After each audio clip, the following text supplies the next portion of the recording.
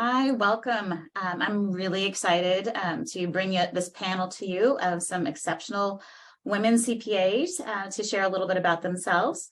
We titled this session, "Oh, the Places You Will Go," to highlight that the CPA license is key to many different career opportunities, and the road to the CPA license is as varied as the paths it can take you.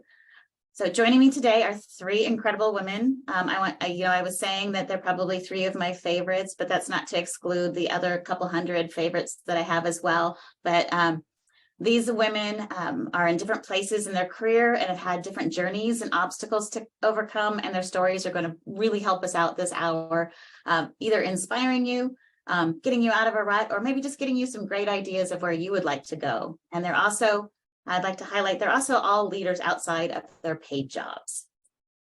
So I'm going to ask each one of you to introduce yourself and tell us a little bit about yourself and the work that you do currently. First off, Kelly, would you start us off? Sure.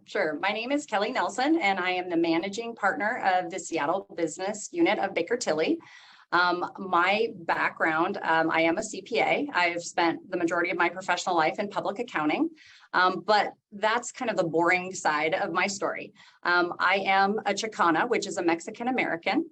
My mom's family is first generation from Mexico. She's one of 13 children. My dad is one of 9. My mom's family, they worked as migrant workers throughout the United States and ended up in Central Washington. She was the only member of her family to graduate from high school. My dad's father passed away when he was 13 years old, and so he quit high school, or didn't even start high school, to work and support the family. So to say that our background is one with socioeconomically disadvantaged start is an understatement. But with that, my mom's family was always very committed to her studies. And so I owe a lot to my extended aunties and uncles and my over 50 first cousins for all of the support that they gave my mom to graduate from high school. And then that led to my family, my brother, my sister, and I all being college educated. So our journey is a little bit different, but having that experience growing up and starting into a public accounting environment was a little bit, intimidating at times. But, through it all, I continued and persevered. And now I'm the managing partner of a national accounting firm. So. Wonderful. Thank you, Kelly. So excited to learn a little bit more. Jenny, would you like to also tell us a little bit about yourself, kind of build up why you're here? Sure. So I did not start my path out knowing exactly what would make me happy and fulfill me from a professional standpoint. My undergrad degree, I was interested in psychology, and I was interested in education, which a lot of young people are. And so that was what my undergrad degree was. I didn't have a single accounting course, much less a business course as an undergrad. And I made my choices for what to study based upon what my natural curiosity and interest was. I made a big mistake because I graduated with a degree that I had not done enough research to really understand what I was going to do with it. So I spent a pretty painful decade of my 20s rolling around in entry-level jobs, or sometimes even dead-end jobs, trying to figure out why I didn't fit. Luckily, I eventually landed at a bank. I took an administrative assistant job.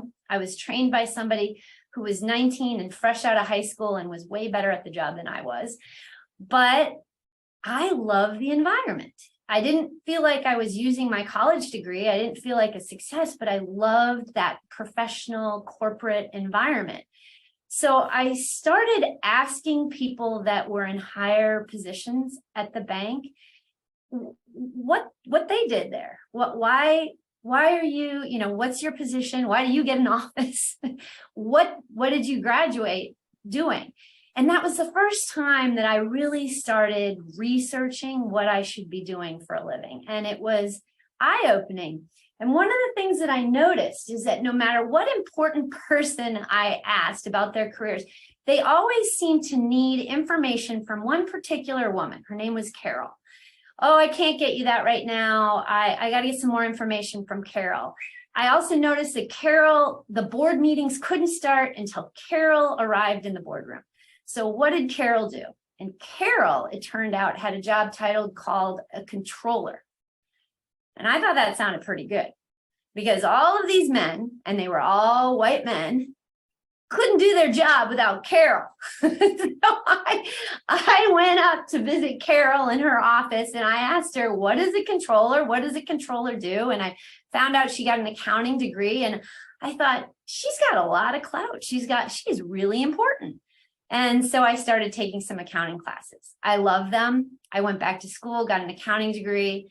And right away from that conversation with Carol, I knew that the pinnacle of being an accountant would be to have a CPA certification. So I learned what that was, and that became my goal. And I actually, it didn't take me that long. I went to a master's program for 12 months and I came out with a master's degree in accounting.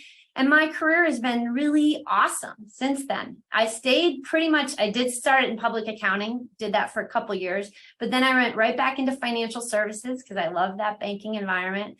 And I spent 25 years, just climbing the ladder or really moving around to different positions at some pretty large institutions.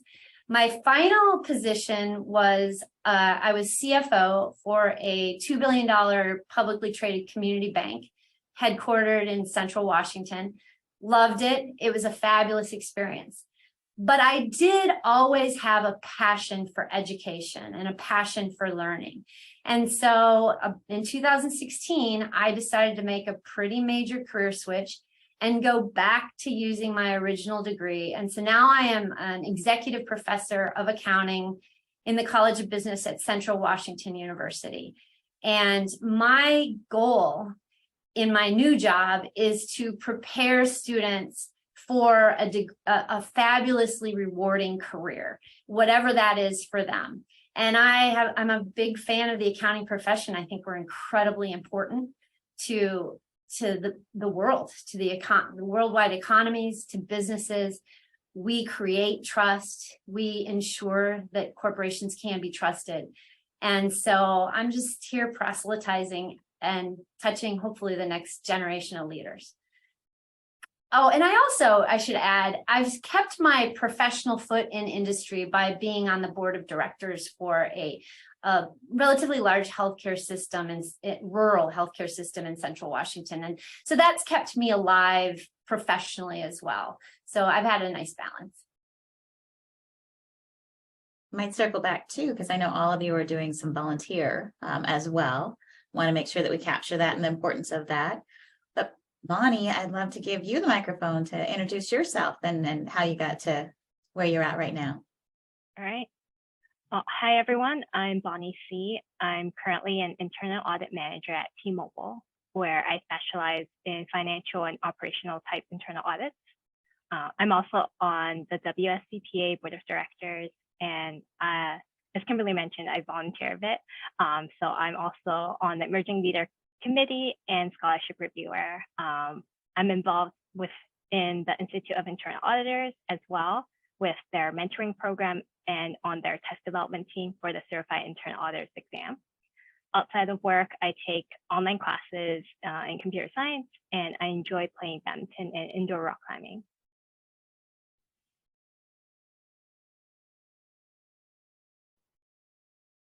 Maybe to circle back, Kelly, I know you didn't mention your volunteer work that you're involved in right now. Before we get going, I'd love to bring that out as well. Yeah, so probably for the last 17 years, I've been through the various chair rankings of a hospital that went through an affiliation. So it was a local community hospital that then merged with a larger organization that's now part of a national organization. But for me, the passion there with healthcare is all about access. It's to ensure that people have access to the best quality care. So still very active on that board, making sure that as you need good, the best outcomes, sitting on quality committees and things of that nature. I was the chairman of the board at the time that we were building a pretty large acute care facility in our community. And it was really interesting to be a female at the time talking about reproductive rights and being at certificate of need hearings and things of that nature, but always with the lens of advocating for access. Also, I am a member of ALPA, which is a Latino professional finance institution. I serve as a mentor there. I'm also a mentor of many students at the University of Washington. That's my alumni. Let's see what else. I am the chair currently of the WSCPA DEI Council. So there are many other nonprofits that I do support.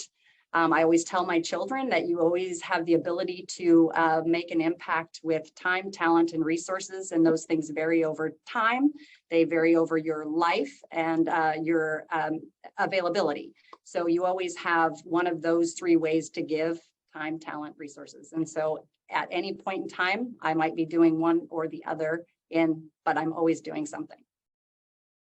And it's that volunteer work that you're all doing is another reason why I wanted you on this panel. It's to show that not only are you passionate about your career, but you're passionate about key areas and how you give back, and your philosophies in that area all seem really connected. No matter how different your journeys are, you're all CPAs and you all have this desire to actually do a little bit more, which I have no idea how some of you are doing all of it, but I applaud you all for it. Well, what's really interesting, I'm just going to say something real quick, Kimberly, too, because as a CPA, I think you will find that we are approached frequently to serve on boards. And it's, the financial stewardship that Jenny was talking about is so incredibly instrumental to the foundation of, the business landscape, our whole, world economy, if you will. And so you're going to be approached as a CPA to serve on boards. So you have to find what your passion is, because their opportunities are there and they're limitless. If you have, interest in theater, music, whatever, there's so many options and opportunities. And so I always tell our young, professionals that follow your heart and your passion, because you will be a valued member of any organization you support in a nonprofit way. Well, and I know Jenny shared a little bit of this, and I'm going to go to her first to kind of build on it. But when did you know that you wanted to be a CPA? And was there anyone that influenced you to do that? And what was it about that CPA license that made you want to pursue it? So Jenny, I know you alluded to Carol, but were there any other influences there? I was trying to think about that. There was not another individual human being that I was interacting with that helped me get to where I wanted to go. What influenced me was how difficult making ends meet was when I was in careers that didn't fit me.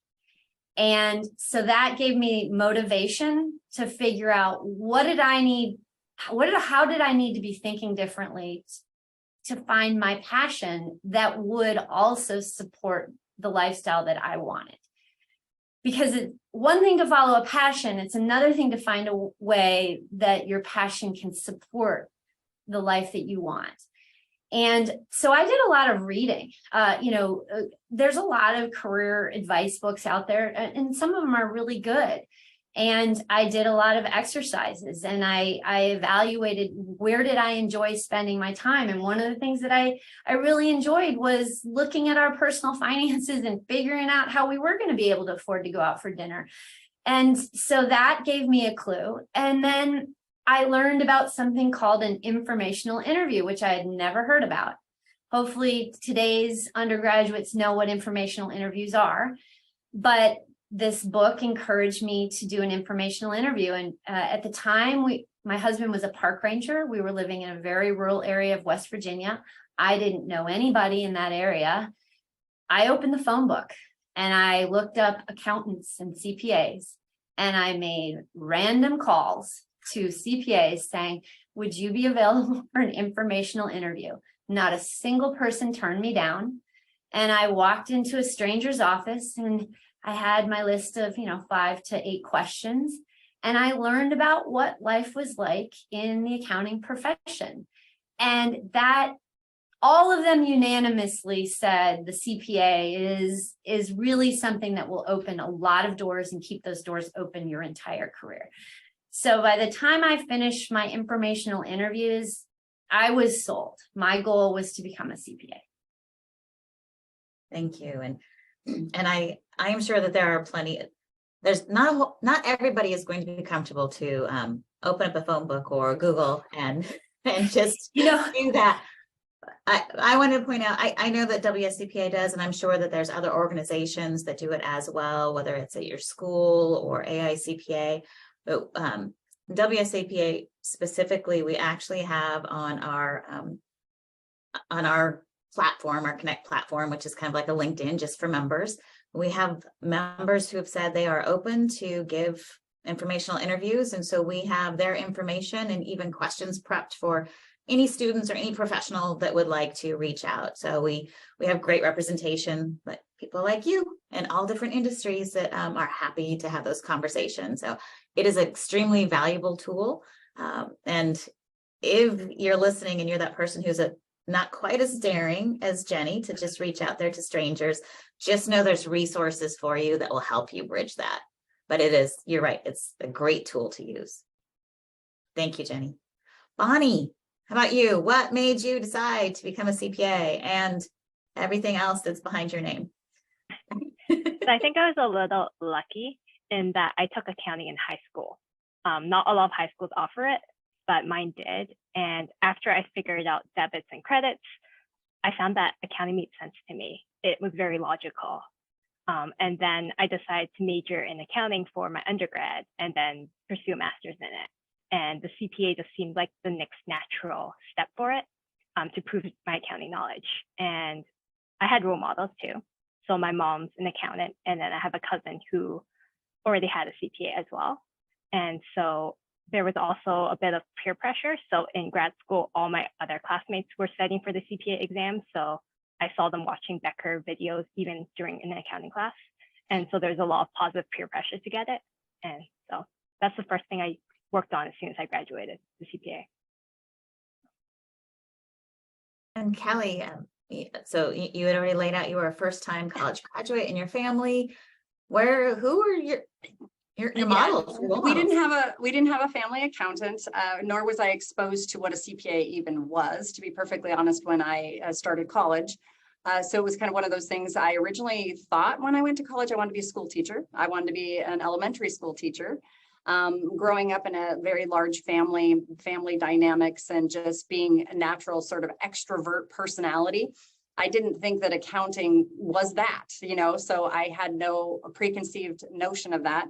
However, I knew that what was the stable thing, and I was graduating, during a recessionary period of time, what sort of job is stable? I was always an exceptional, student, very studious. So I was in the business program when I learned that in education, they were going to be requiring a 5th year. So this is kind of a sensitive thing. And I was paying for my own school. I was like, there's no way I can go to school for another year. So I'm going to switch over to business. And so, I ended up kind of falling into it. And as part of my journey, I applied for scholarships. That was part of my ability to pay for school. And I saw this one that was interesting, and it was from the WSCPA. And so that's how I actually became interested in even getting a CPA, or really understanding what it was, to be perfectly honest, was that I was trying to figure out how I was going to financially pay for my education. And then that prompted me to apply to the accounting program at the University of Washington, so I would be eligible for the scholarship that I was going to apply to. So it was so I am a WSCPA scholarship recipient as well. And I was asked to meet the family who made the donation. And I had to just assume that I was going to go work for the IRS, because I didn't really know what a CPA did, to be perfectly honest. And so I'm talking to this family, this patriarch of this family, and he's like, you don't want to go work for the IRS. You want to go work for a national accounting firm, or you want to work for an accounting firm. And I'm like, I do. So to me, it was having that, real feedback of, I didn't really know about it. So it was just kind of, I fell into it like Bonnie. I was lucky, I guess, that then I could blend the personality, the relationship side of my personality with being good at the, technical part of being an accountant. So it's the perfect blend for me and my personality. So it's worked well. Yes, it has. You've done very well so far. Absolutely. So Bonnie, let's go back to you. And people watching right now don't know why I'm teasing you on this, but I've teased you since I met you that you have more letters behind your name than you do in your actual name, and you're still really early in your career. So I'm wondering if you can talk about, what has your CPA training and that license done for your career, and how is it different, or how does it complement some of the other credentials that you have? And you might need to highlight all of those credentials as I've, teased it up now too as well. So the credentials that Kimberly is mentioning, so it's the CPA, CIA, Certified Internal Auditor, CISA, Certified Information Systems Auditor, and then the PMP, Project Management Professional, and most recently Certified in Cybersecurity. So it's a mouthful, hence I stumbled over some acronyms. So I started off with my bachelor's in accounting, and then I also did my master's in accounting, started my first job out of college in consulting, and specialized in internal audit and financial advisory, mostly in SOX, so Sarbanes-Oxley testing. And as part of consulting, your resume is very important, and every license, certification, credential that you have on it helps you be more marketable to clients. And I'm pretty sure because I had CPA, I definitely got selected for a lot more interesting projects because of that. And right now, I'm currently in industry doing internal audit, where I tend to get a lot more of the accounting related type audits. But because I have all this accounting background and the CPA, it helps me understand and speak the same language as business partners that I'm auditing. And so also the CPE annual requirement kind of forces me to keep up with the knowledge, even though sometimes I'm not actively looking it up. I still learn through that. And I actually have an instance where an experienced business partner was trying to explain an accounting concept to me on how they account a type of transaction where the US GAAP guidance had changed over time, and tried to justify their approach using GAAP and the fact that this was the way it had always been done. And so my knowledge of GAAP allowed me to challenge that status quo and recommend an improved approach. In undergrad, I remember I enjoyed auditing. I took an audit class, loved it.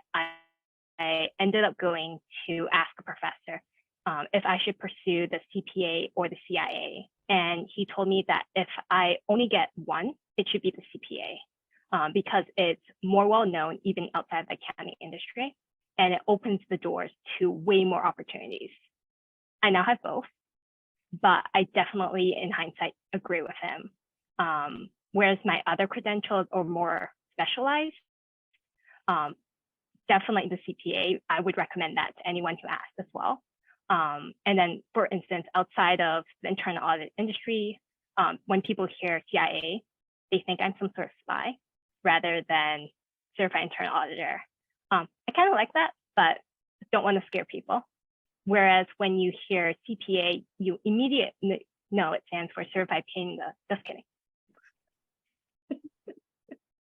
I don't know. I've been around you. I think that might actually mean that too. But it is really nice to hear you had a professor that encouraged you to become a CPA. You heard a little bit about, Kelly getting encouraged by somebody, the sponsor of that, of the scholarship. And, this kind of all leads to, Jenny doing what she's doing. We can really appreciate that she's helping create that next generation of CPAs as well, because I am sure that a lot of your students are asking you those questions, and you're providing, I can see your passion. So I'm assuming you're providing that direction. I hope so. But back to you, Jenny. Your first career was not accounting, and you shared a bit of that information on your journey. But I think, somebody who might have not gone straight into accounting and looking at, watching us right now, their biggest question is, how difficult was it to start a new career, especially after so many years in, another career? Was it a big concern for, money, prestige? How did you find that leap of faith to change careers? Yeah, the switch was both difficult and easy. So it was an easy decision because I was pretty frustrated and miserable and embarrassed that almost, I was coming up on 30 years old, and I still hadn't pieced together a career path that made sense or that was going to fulfill me for the coming decades. So that provided motivation that made taking risks a lot easier. And switching a career is always a risk. Career pivot is always a risk. So in that regard, it was hard. And, I had to go into debt to pay for it. Luckily, I was able to get some scholarships, so got that paid off pretty quickly. And there was the year that I was in my master's program where I had no choice but to dedicate all of my time to it, because I was playing catch up, because I had very little accounting background, and now I'm in a master's of accounting program. But it was so worth it, because by the time I entered that grad program, I knew what my earnings potential was. I knew how many doors this accounting degree, and especially the CPA, would open for me. And so I knew I was making an investment in my future. I did not necessarily have the confidence of my family. Everybody, sort of like Kelly, said, but you're a people person. They all assumed that accounting would be boring and dull and routine for me, and that I would be just as miserable, only now in debt. And luckily, I had talked to, by then, enough people that had accounting degrees and were CPAs to know, no, that's not true. That was me. I mean, it was one of the first times that I had to ignore advice from very well-meaning, loving family and friends who didn't know what they were talking about. And so that was hard to ignore family advice. But great advice right now for anybody listening, that if you have done the research and you know what that potential is, and you know it's a good fit for you, it aligns with your skill sets and passions, just do it, pursue it. That's right. And that was a huge lesson in my learning, was you always should consider the source when you're seeking advice. You can ask for advice from anybody, but when you rank conflicting advice, you need to make sure that the rankings that you put the most weight on are people that know exactly what they're talking about, and not they heard it from somebody or they watched somebody. Thank you. And Kelly, I'm going to come back up to you. It's when I first met you and I learned this story, I just thought it was so empowering. And I want to pull it out for audiences anytime that I come across you. But you had a detour in your career, and you really ended up leveraging your CPA license to help you in that.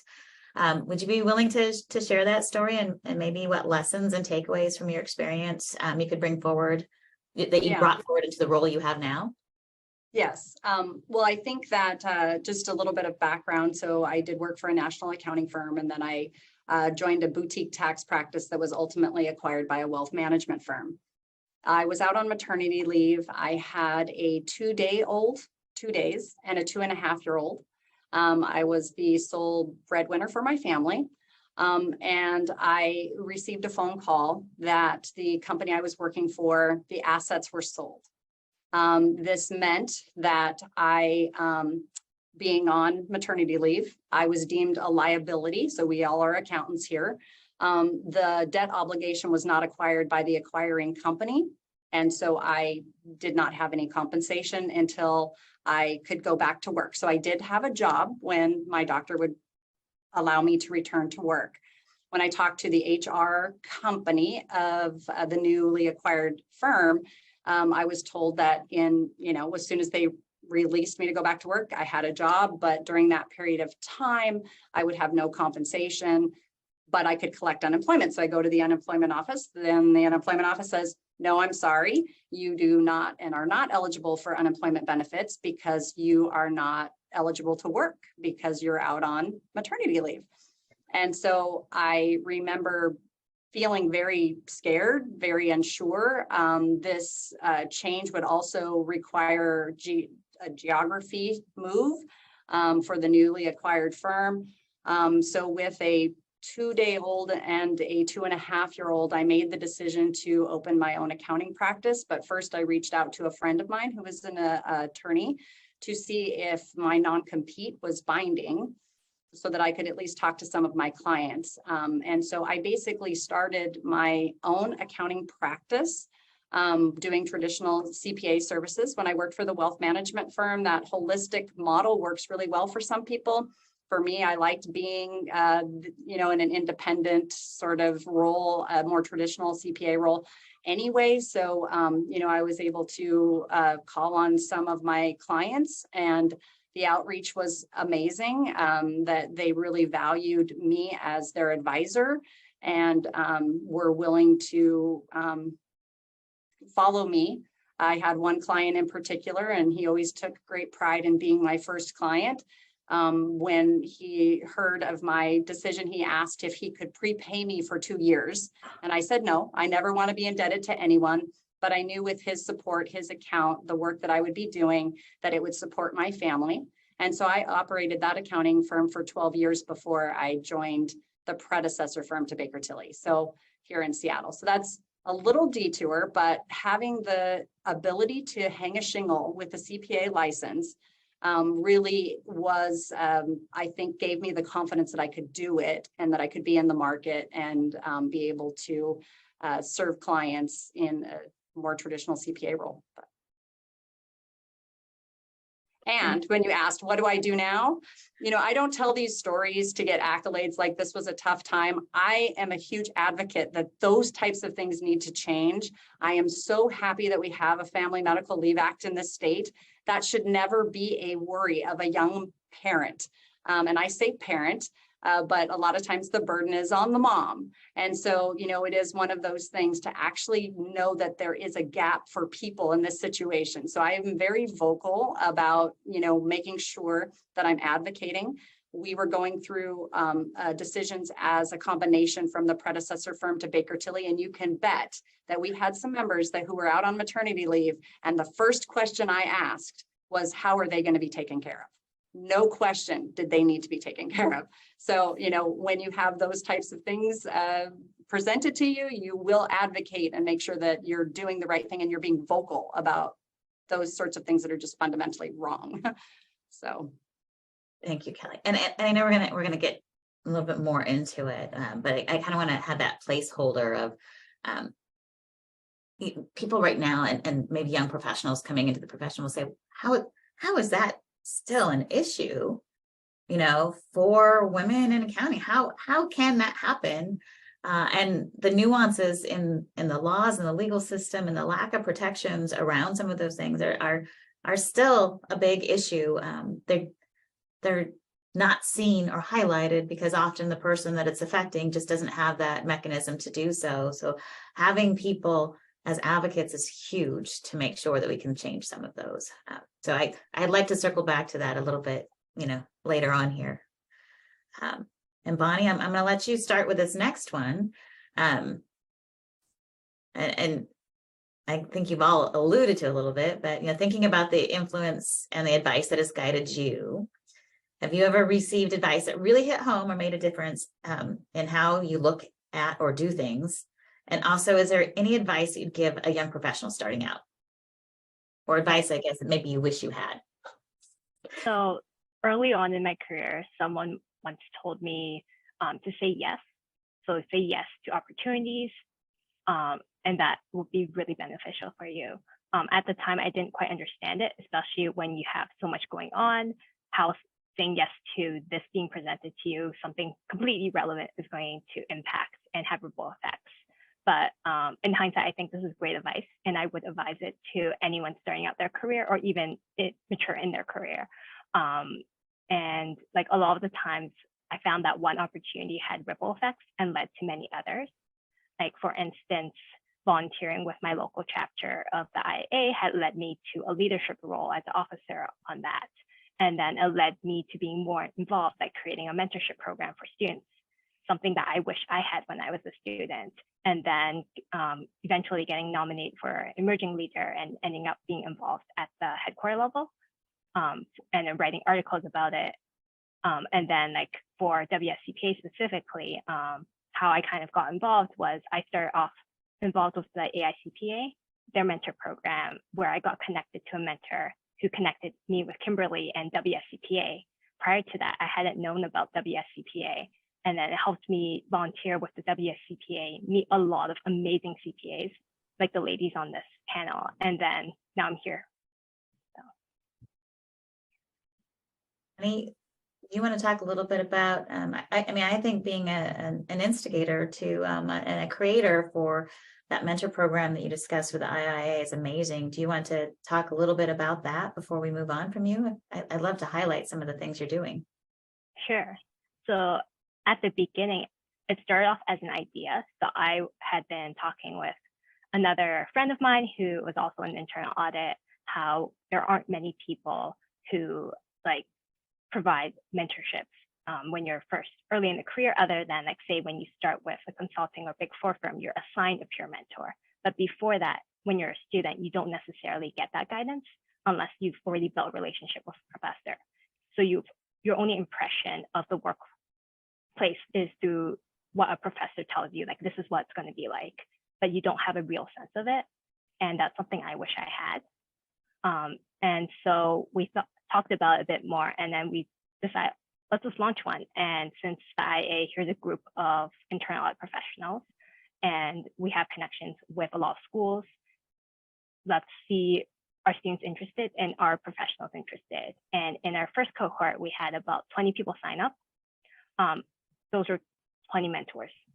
And then we had to go reach out to professors to say like, hey, are students even interested in this? And what we found is we ended up with twice as many mentors than mentees. But the following year, we launched it again. And after a lot of the students who had positive experiences told their friends, and we involved more schools. And then this grew a bit. And I think right now at the local chapter level, it's still ongoing. And then I heard about at the headquarter level, they were also launching their mentor program, but it was at the time, they were launching it very small basis of, I think, 10 pairs of mentors and mentees. And then when I started getting involved, we said, let's expand it. Let's make it across the US. And then we found out that people internationally wanted to be involved too, both as mentors and mentees. And then we started including them as well. Right now it's around, I think the most recent iteration, we had over 200 people participating.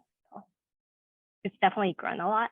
And even with the WSCPA, I think Kimberly mentioned the coffees and conversations. That's also another way. If you don't want a formal mentor relationship or you're not sure what to expect, you might have like one or two questions.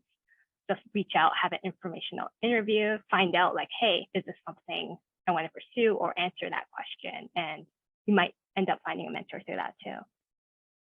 Well, that's just the work you've done, the saying yes, the taking chances to get involved. You're helping so many young professionals, kind of navigate. So thank you, Bonnie, for doing that. Right, who would like to be next on the advice piece? Jenny, would you like to be next up on kind of that advice you've received, wish you did, and would like to pass on? However you want to talk. There's so many pieces of advice that have made a big difference in my career that I had to become an instructor so I could give it to people all the time. But But if I had to choose some, for this conversation today, the first one I sort of already mentioned is you really need to check in with yourself, and your internal guidance system is inside you. A lot of people that are drawn to accounting are also drawn to following rules and doing what's expected. We like clear guidance, and we like to be able to, but that doesn't always work in a career setting. Every single individual is unique. And so your solution and your right answer is going to be unique to you. And so it means gathering advice from multiple sources. So that's one thing, is don't just take one person's word for anything. Just like you would in an audit, right? You are looking for evidence and then you are drawing conclusions based on it. The other thing that's really helped me is clarifying the role of mentor versus sponsor versus advocate. I spent many years thinking that a mentor was this. I didn't know the difference between a mentor and a sponsor. And I considered people above me in my organization to be my mentors. A lot of times the organization literally had mentor programs. And the reality is anybody above you in an organization could have a very natural conflict of interest when it comes to them giving you advice. Because as a young person seeking advice in a career, that mentor really is a sponsor or perhaps an advocate, because they may need to give advice that's in the best interest of the organization. And some know that they have a conflict of interest and can say, well, I can tell you what I need to tell you as a leader in the organization, but if I were your mentor, this is what I would say. But some don't even realize that they have that conflict of interest. So I encourage people to know exactly what role the person is when they're seeking personal career advice. And an ideal mentor is somebody that does not have a conflict of interest, because I know I was put in that spot a lot. As a senior leader, I know people looked up to me as a mentor and they would seek advice from me. And sometimes I would have a conflict of interest. For me to do the best by my organization, which is what I was supposed to do, I may not emphasize certain things that I would have emphasized if I didn't have that conflict of interest. Thank you, Jenny. Wow. I've just learned from Bonnie and Jenny things that, I'm like, that is great advice. So thank you both. It is one of those things because like Jenny, there's just so many things. There's so many opportunities of things that I can look at of how it has influenced my leadership and the way I do things. But I think some of the best advice I had was from a mentor who said to really listen. So when you're in a coaching, a mentorship, sponsorship, listen to what it is that the person you're meeting with, what their needs are. So be a good listener. And I think that has been some point of advice that it's really helped me throughout my professional journey, because you may have exactly what you said, Jenny, you may have a vested interest in something for somebody, but you also have to understand and respect where they are in their life. And so oftentimes I have been the one, even though not in the best interest of the organization, perhaps have had conversations with, individuals who are wanting to sidestep for a bit in their professional life, but then always remembering that because that one point in time doesn't define them forever and allow them to be positioned or pigeonholed or, not allowed future opportunities. So if someone says, I need to take a sidestep because I have something in my family, I'm caring for a parent, I have children, whatever, you always give them the opportunity. Are you ready to enter back? Do you want to make sure that you're giving them the opportunities? But that requires listening, and it requires being okay with figuring out how you can prioritize the objectives of the overall, but allow the person to be their best authentic self. Because, if they feel like they have to lie to you, There's nothing worse to me that hurts more is when someone gives notice that they've left. And, I'm like, did I not hear? I feel bad. Like I should have listened and heard the signals more. So from one of my mentors, she was always amazing, but she said, just be a good listener and sometimes bite your tongue, make sure you listen to what they're saying, and then figure out what opportunities are best for them. Because some of the most rewarding things in your life are going to be when you're pulling somebody up along and you watch them flourish. And, that's what my commitment is in, public accounting is really, I want to see these, people be trailblazers in their own way and do their own thing. So not my path, but theirs. And this is where I think I'm so fortunate because I get to meet the amazing people. And when they're ready for an opportunity that they haven't yet found, I also know all of the people that have those opportunities that are looking for those amazing people. And there is nothing more rewarding than to make that match and to see that spark happen. So I feel really grateful. I have a great position. So being on the outside. Oh, well, let's go a little bit lighter, Bonnie. I know this question was one that you liked. And I can tell you it's a question we get a lot. Just for the workloads that people have, they want to know, outside of work, what is life really like? So work-life balance, we use that term, right, a lot, which may not be a reality, right? It's more like maybe work-life harmony or however you want to, kind of put those two together. But we all know that making time for what's most important to you is truly important and necessary. So what do you do, Bonnie, to relax or to make that you'll always make space for in your calendar? Maybe that's it. So I definitely have a lot on my plate, as does everyone pretty much. So between working full time, studying part time, and like volunteering, I prioritize. So I work very efficiently and hyper focused when I am doing something so that I can open time to do other things. So one of the things I do to de-stress is I schedule in time to stay active. So on a weekly basis, I dedicate a few hours every week to play badminton and go rock climbing. And so it gives me an avenue to de-stress and then also catch up with my friends as well. And they kind of hold me accountable because if I tell them like, hey, I'll join you at like badminton on Monday, now I have to show up. And yeah, it's kind of a fun way to de-stress. Well, I wish I had that advice. I'm not always good at scheduling time to take care of myself on that side. So stay active. I'm going to throw that same question out to Jenny or Kelly. Kelly, do you have anything that you prioritize that you make sure is done? Well, just, having such a large family, there's always some activity. I love supporting my nieces and nephews as now that my kids are older in their endeavors. So, there's never a sporting event that I miss if it's in town, so I'm just deeply rooted in family.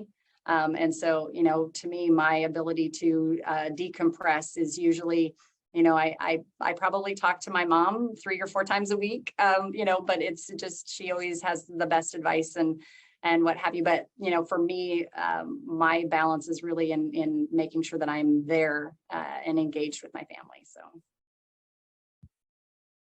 How about you, Jenny? Where do you find your balance? So I'm a natural introvert, but everybody that meets me thinks I'm an extrovert because I don't know, I do engage a lot. So it's really important for me to have quiet solitude. So it's every day I have a goal of at least 30 minutes of some sort of quiet solitude. And another goal is to have at least a few minutes, could be as little as 2 minutes, where I'm doing meditation. And I have found that of all the different things that I have explored in, trying to stay healthy, those 2 things are more effective than just about anything else I've tried. Well, maybe the one thing to point out for anybody who's watching this is that each of you have different personalities and different, your different points in your career and your age, and the things that are important to you, you have all found a way to prioritize. So it's work-life harmony is something we can do. Balance, balance comes at different times. It's not a daily thing always or a weekly thing. Sometimes it's just throughout a period of time you get this balance, but always making sure to take care of yourself is probably a key piece of advice we all need to give, right? Taking care of ourselves and taking care of others. This webcast is part from the Women's Initiatives Executive Committee. And one of the things that we look at is how has the work changed for women, the career change for women. So Kelly, this is going back to where you were at with some of those things you advocate for. But what, if anything, have you witnessed in your career? And we know you've already, I shouldn't say if anything, because we know you have, that has removed a barrier for women in the workplace. And that, looking at the statistics, given that women have been about 50% of the CPA profession for a couple decades now, but only about 24% of that C-level leadership, what barriers do you think are causing those still? Well, I think that, and I'm looking at it from a public accounting lens, because I think that perhaps the greater industry of accounting is better than it is in public accounting, I would say. The demand of time and the compression of time, just with respect to the profession itself as in being in public accounting, can be very demanding. It's very time consuming and it's very compressed into certain windows, depending on if you're on the tax side, assurance side, what have you. But I think that one thing that has been, there were so many sad, tragic things that happened with COVID. There's no question. But I remember very early on having conversations with some of the female leaders in our organization and having that eye-opening, conversation that basically shows that there are other ways, that, it's not just physically where you're sitting that defines your ability to do your job. And with all of us going into a remote environment and being able to successfully serve, our clients and to be able to continue to develop other talent within the organization and finding alternate ways, I really think that is I'm hopeful that we will see a shift in the retention of women in public accounting. I think so many of them leave the industry especially when they're, having young families and the demand and the time. I had an instance not that long ago where there was a conversation that happened to be had where a female member of the team was talking about the demands of public accounting, and a male member of the team was having the same conversation. And the instant reaction was that the female member, maybe they should go on the mommy track, but never did I hear that with the male counterpart who is also a father. So making sure then to ask and stop and ask the question of the senior leaders in the organization, why did you not think why did you categorize it towards the woman and not the man? Because they both have families. And so making sure that in a position of leadership that you also acknowledge, because it's not intentional, I don't think, or even dealing with the gender gap issues. I have been on the executive compensation committee, and that when somebody is promoted to a level, they need to be paid equally. And so being that voice of why is, Bob getting this salary and Sally's getting this salary when they're both being promoted to senior manager, and hearing the reason about how Bob left and he came from outside. I'm like, well, if we're saying they're of equals, they should be equally paid now. So I think challenging those sorts of things in the organizations, it requires us, we have a responsibility to do it. So that's, they're baby steps, but big and important ones. And sad that they still exist, right? And I think what you highlighted is a downfall for a lot of organizations, is that as somebody internal, right, where you were hoping you've stayed with the organization and you might be an asset as you're moving up in the career, but that internal move sometimes actually keeps you at a lower salary, which is why so many individuals change from organization to organization. And if more organizations like yours actually realizes that internal move needs that same pay as that external candidate coming in, that's probably going to help a lot with retention and moving, everybody up in that career ladder. Jenny, do you have anything that you've seen maybe over the years, really, that has helped women, held them back, something that's still there that we can look at? Yeah, I've spent an incredible amount of time thinking about this very topic. I was really interested in the Lean In book and TED Talk, and I, in banking, which is not known for its diversity in leadership, I call it thin air. The thin air at the top of the organization took me by surprise. I wasn't expecting it.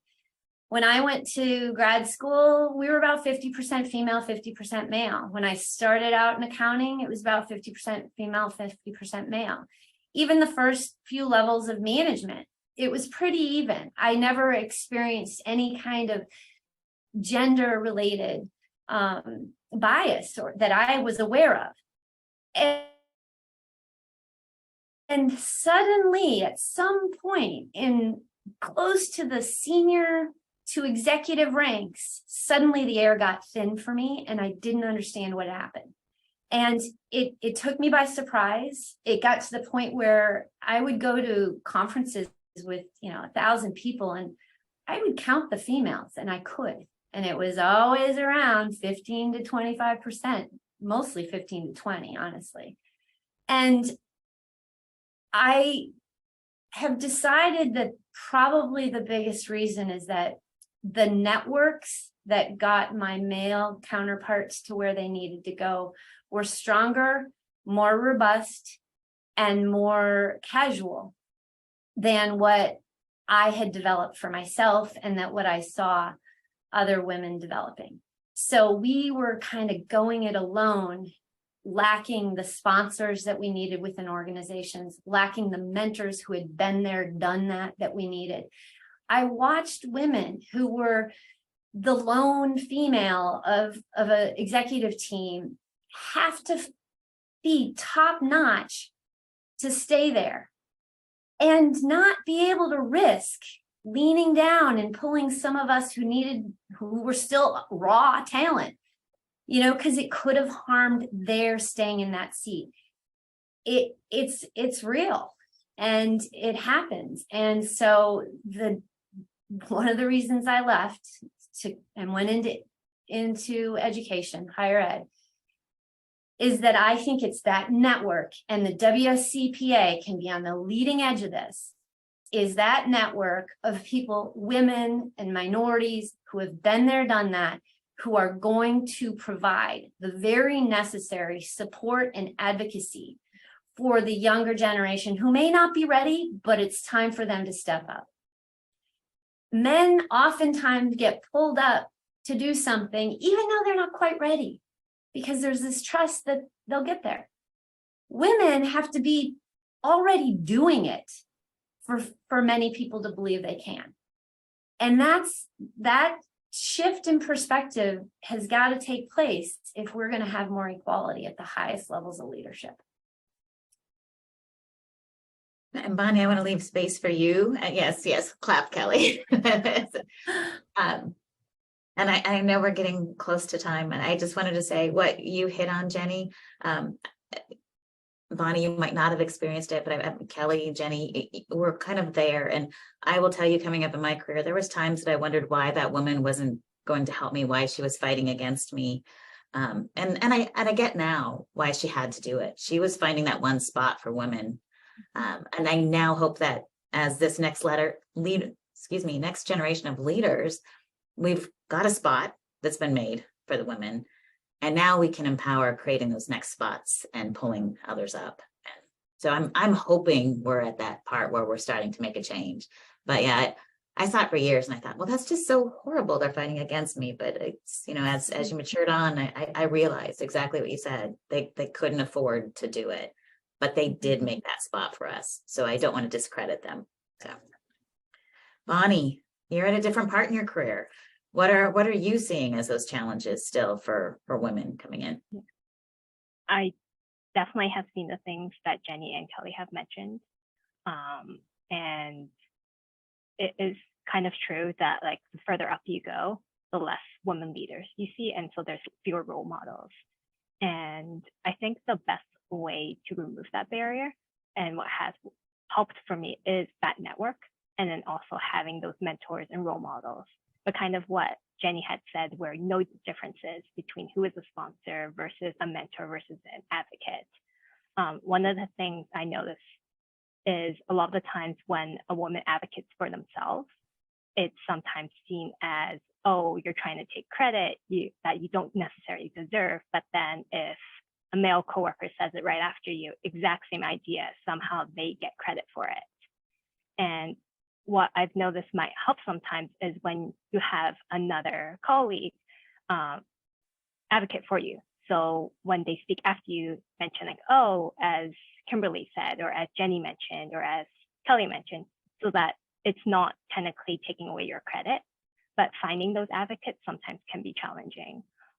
And a lot of the times what we could do is also advocate when we notice this happening for other people, not just for other women, but also other men too, because sometimes they are on the edges and we don't necessarily notice because we're so focused on ourselves. I hope anybody watching that needs an advocate or an ally realizes that you three are an amazing group to reach out to for that. So I know we are at the end of our time, and when anybody who's watching this has questions, we definitely welcome those questions and happy to answer anything outside of this right now. And I just want to end saying thank you so much. One, for taking the time to be here today and to share your stories, but two, and really the most important part is for being who you are in the workforce and having the thoughts and the courage that you do, because I know the three of you are making big changes in the accounting profession and the world in general with all of the extra volunteer work that you do. And Bonnie, I do mean in the world in general, because you're starting an international mentor program. So it is the world in general. But thank you all so much for your time. You're amazing. And I'm so glad to have you as part of our organization. Thanks, Kimberly.